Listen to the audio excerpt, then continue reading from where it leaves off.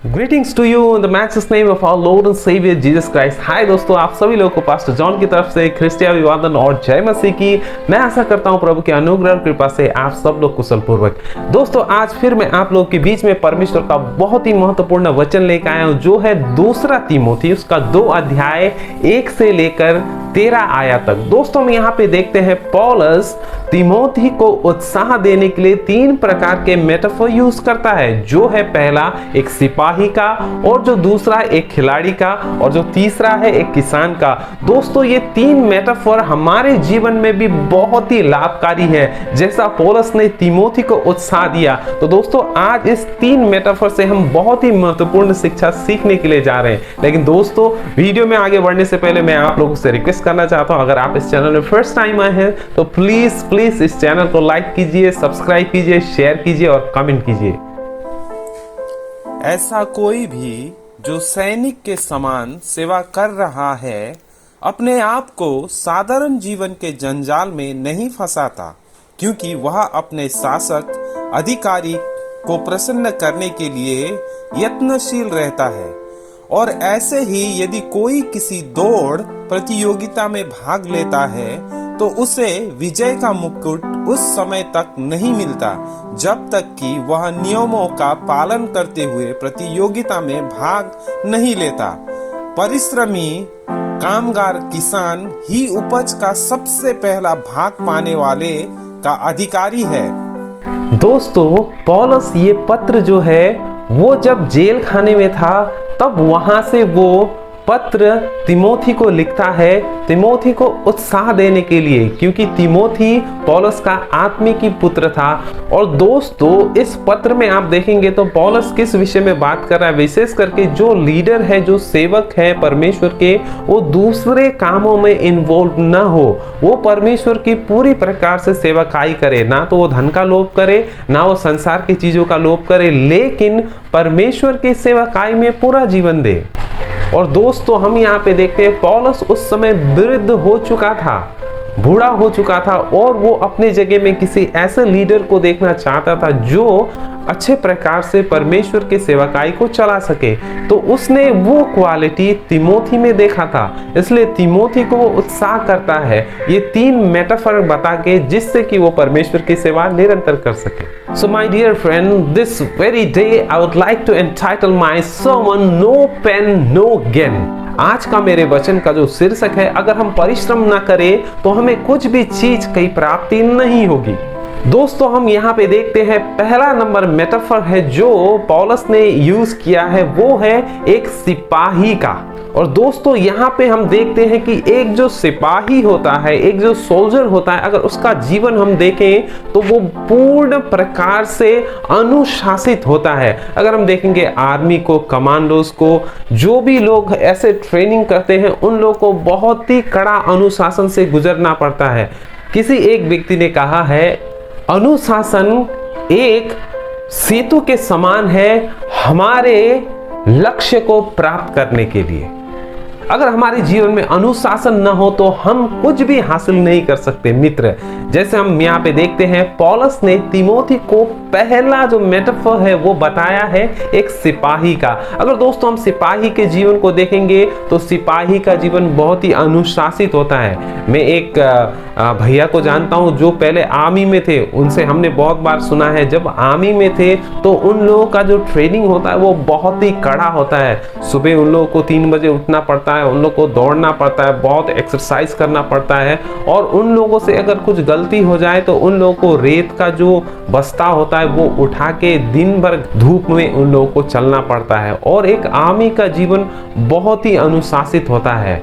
और वो लोग आर्मी जब होते हैं, हम देखते हैं कि आर्मी लोगों को जब कोई भी मिशन दिया जाता है तो वो लोग उस मिशन को पूरा करते हैं। वो लोग बहुत ही गोल ओरिएंटेड होते हैं, वो इधर से उधर नहीं देखते हैं, लेकिन केवल अपने लक्ष्य की तरफ ही, वो अपने मिशन की तरफ ही जाते हैं ताकि उसे वो एकम्प्लिश कर सके। तो दोस्तों, हम देखते हैं यहाँ पे पौलुस ने तीमोथी को पहला जो एग्जाम्पल दिया है, एक सिपाही का एग्जाम्पल दिया है। दोस्तों, हम यहाँ से सीख सकते हैं, जो एक सिपाही होता है वो बहुत ही अनुशासित होता है। तो दोस्तों हमें भी हमारे जीवन में अनुशासित होना बहुत ही जरूरी है। हमारे आत्मिक जीवन में, प्रार्थना के जीवन में, बाइबल अध्ययन के जीवन में, सेवकाई करने के जीवन में, संसार के पापों से खुद को बचाने के लिए हमें एक अनुशासित सिपाही की तरह होना आवश्यक है। अगर हम हमारे जीवन में अनुशासित नहीं होंगे तो हमारा जीवन जो है वो व्यर्थ में गुम हो जाएगा। और दोस्तों जो दूसरा मेटाफर है वो है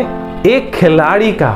दोस्तों एक व्यक्ति ने कहा है practice makes a man perfect का। दोस्तों अगर हम खिलाड़ी के जीवन को देखेंगे, बहुत ही परिश्रमी का जीवन होता है। दोस्तों एक अच्छा खिलाड़ी होने के लिए उसे दिन भर उसे वो चीज में प्रैक्टिस करना पड़ता। दोस्तों अगर हम अभी के समय में देखें तो सचिन तेंदुलकर, विराट कोहली और फुटबॉल प्लेयर रोनाल्डो, ये सब बहुत अच्छा परफॉर्म करते हैं फील्ड में, लेकिन क्या जानते हैं इनके पीछे ये लोग कितना प्रैक्टिस करते हैं? दिन में 5-5 घंटे इन लोग प्रैक्टिस करते हैं, जिम करते हैं, एक्सरसाइज करते हैं, वर्कआउट करते हैं, उसके बाद ही ये लोग अच्छा परफॉर्म कर पाते हैं। मैंने सुना था दोस्तों कि जो सचिन है जब वो इंडिया टीम के लिए खेलते थे तो वो दिन में 5 से भी ज़्यादा घंटे वो नेट प्रैक्टिस किया करते थे, तब जाके वो जब फील्ड में खेलने के लिए आते थे तो अच्छा परफॉर्म कर पाते थे।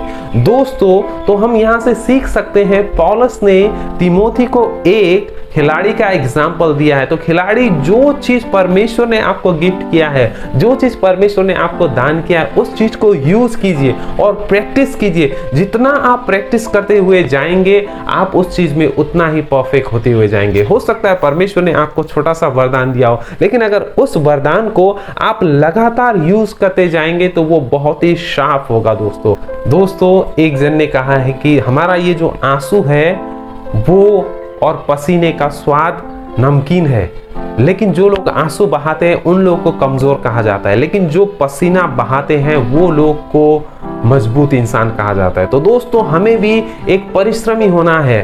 तो दोस्तों हम यहाँ पे देखते हैं पौलुस ने ये दूसरा मेटाफर जो यूज किया है वो खिलाड़ी का यूज किया है। जो खिलाड़ी के जीवन से हम देख सकते हैं कि हमें जो परमेश्वर ने वरदान दिया है उसे निरंतर हमें प्रयोग करते रहना है, तब हम उसे अच्छे प्रकार से प्रयोग कर सकेंगे। और दोस्तों तीसरा जो मेटाफर है जो पौलुस ने इस्तेमाल किया है वो है एक किसान का।